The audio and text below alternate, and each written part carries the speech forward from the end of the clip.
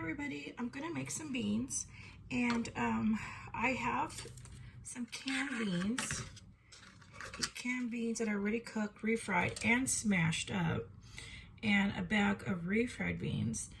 Usually I'll buy the pinto beans and smash them myself and add cheese, or buy them like this. I got both of these at the Dollar Tree, which I thought were great deals because they're already finished. But I thought, you know what, I need to quit being lazy. And since I have a kitchen and since I have water and a stove, what I need to do is just go back to making my beans myself. This way, if there's ever an emergency and I don't have access to, boiling my water or have any water, then at least I can just open up a can or a package. I have my iced tea right here. Let me move that out of the way. So instead of doing it that way, I am just going to make a cup of beans. And so what I'm going to do is I'm going to wash them. I'm only doing one cup because it's just for myself, and 1 cup goes a long ways. So I'm going to wash the beans up before I let them soak. And because I was getting to thinking, because I already used up my food budget for September.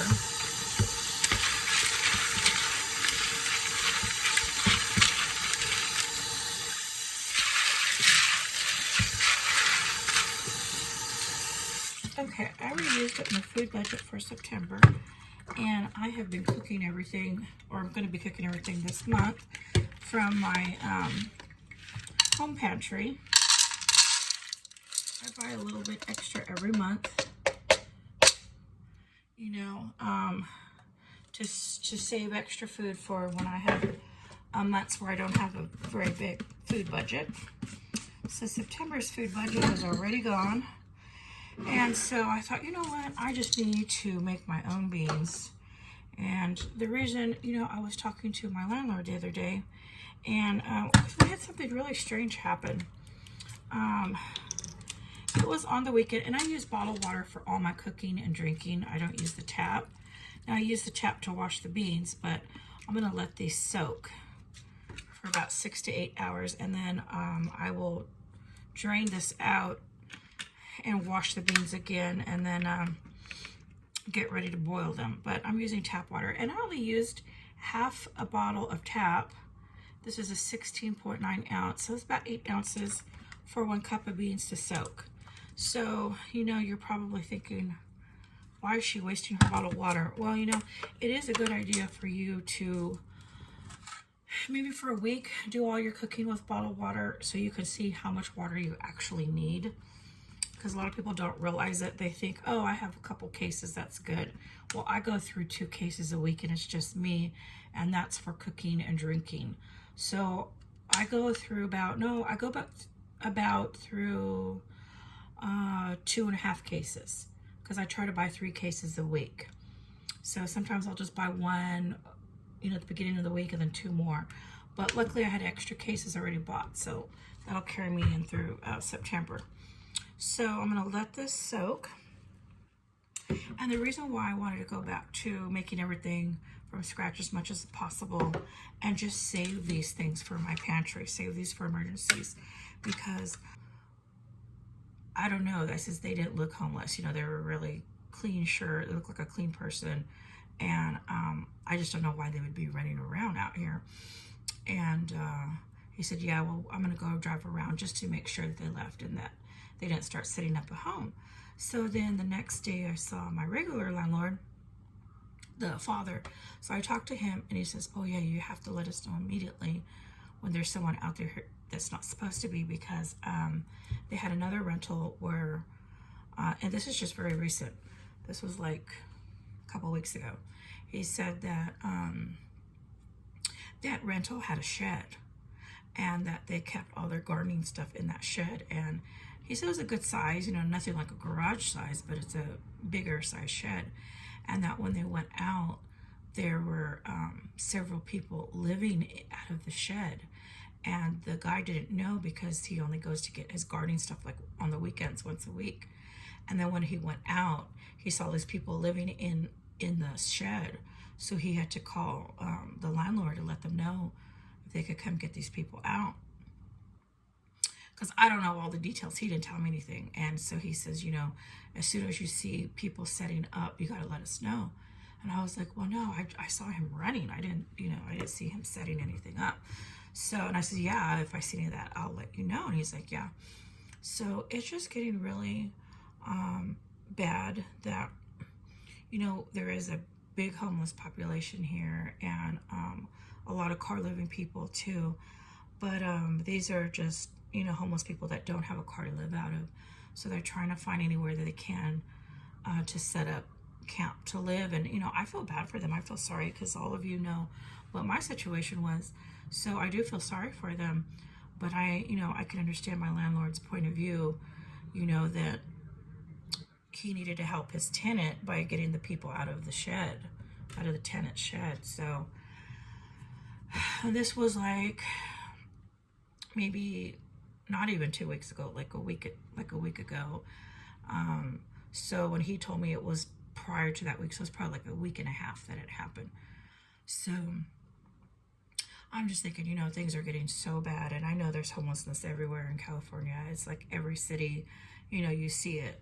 So it's like nothing different or unusual, but it just made me realize, if I have the beans, which I do, I've been buying a bag here and there every time I can, and I put them in a container, and this is my only container of pinto beans, and I had been saving these, for like an emergency. And I do get lazy and I think, oh, I could just make me a burrito, open up a can of this and make this last all week. But now that I'm seeing that it is getting worse and worse with people, trying to find a place to live and places, to survive, that I thought, what? I need to go back down to the absolute basics. And I already make my rice from scratch all the time, but I'm going to now go to making my beans all the time now from scratch, instead of going this way. Now, I am going to still keep buying the cans and the bags for emergencies and just to add to my pantry. But I'm going to try to go this route now. And then especially with winter coming, it'll be easier to cook. In the summer, I didn't dare make the heat of the summer. We're having triple digit weather. We're having like 118 degrees, 116 days, 116 degree days, and it was just impossible to cook because it would only cool off like from 2 to 5. There was only like a 3-hour window that it would drop down in temperature, and the 3 hours that it did drop down, which is early in the morning, there's no way you're gonna get up and cook and heat up your house. During the only 3 cool hours, you're not going to heat up your apartment for the rest of the day just because of a couple cool hours. So in the summertime, yeah, if I wanted beans, I would open this up. But now that it's kind of cooling off, we've been having, today I think was only 103, which was really nice. It was hot, but it didn't feel like the high triple digits. So what I'm going to do is wake up early in the morning, and this is Tuesday night, and I'm soaking the beans. So I'm going to get up in the morning and drain them, wash them, see if they need to be soaked a little bit more, and if not, start boiling them early in the morning when it's somewhat cool before it heats up for the day, and start going back to going this way because it's getting so bad and it's really sad. So we all need to pray for the homeless and the people living on the street or in cars or in tents, because we don't know what happened to them, why they're there, and we need to help everybody. We need to help each other. If someone doesn't have food, just give them a couple cans of your food or your bottled waters.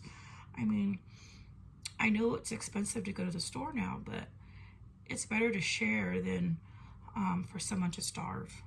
So, and it doesn't matter if it's a young person, if it's an old person, if it's a man or a woman, they're all people. If it's a young person or a young mother or even a young man, maybe that doesn't even have a job, that is struggling, like, to tell people, oh, go get a job. Yeah, okay, in 6 months? So they're going to starve in the meantime? They need to eat now. So, if someone needs to go to a food pantry, don't make fun of them. Or if they go to a canned food or they drive through and get boxes of food. You know, don't make fun of them or judge them. You know, I hear a lot of people saying, oh, I saw people with nice cars. Well, who cares if they have a nice car? Be thankful they have a nice car. Be thankful that they have a dependable car that they can get to a food pantry or to work or get their kids to school or get their kids somewhere in a safe vehicle. Like, you should be happy that they have a nice car that they can get around in. You know, we don't know their circumstances. Maybe that is the only thing they own. Maybe they were living out of that car. Maybe that was all they had, and that gets them to where they need to go. So, you know, people that are saying this, you're actually judging them by their vehicles, and you shouldn't do that, because no one should judge anybody. We don't know their situation, and just be happy for them. If somebody has a nice car, you know, say thank God, praise God, they have a good car. You know, they're not going to break down somewhere dangerous and be attacked. You know, look at it that way. Think of it positively and just help people. So, okay, I just wanted to get that out there, and I'm gonna be making some beans, and I don't know what I'm gonna make tomorrow because this is gonna be made in the morning. I'm probably gonna make tostadas. So I'm still not sure, but at least I'm getting my beans ready for the morning. Okay, everybody, thank you for watching.